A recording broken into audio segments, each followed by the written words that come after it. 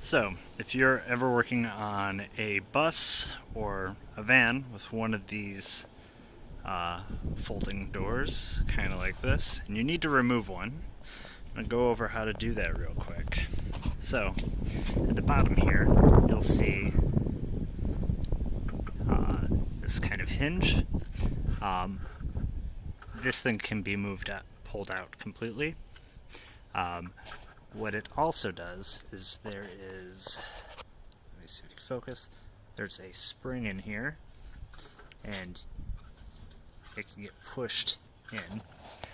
And so, focus again, this can be pushed upward inside to pull the door out.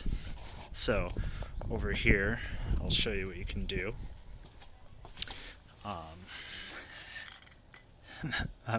Mine's pretty rusty right now, but that should almost make it easier to see how this works. There is this rubber piece right here, and in the bottom, where you can see my hand is, there is a little hole.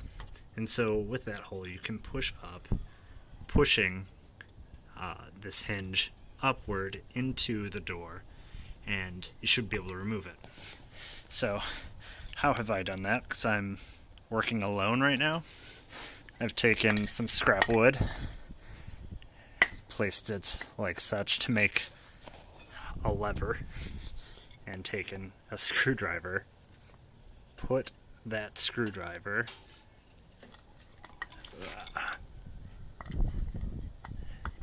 doing this by yourself one-handed, put that screwdriver into that hole. As you can see, it's going into that. Where are we? Here we go. You can see that screwdriver going into that hole. And here. And then continue to apply pressure. I can put my foot on it and press up, and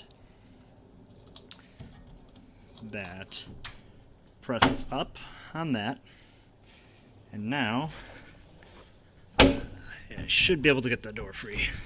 Probably not, because my one hand's full right now, but that's the general idea.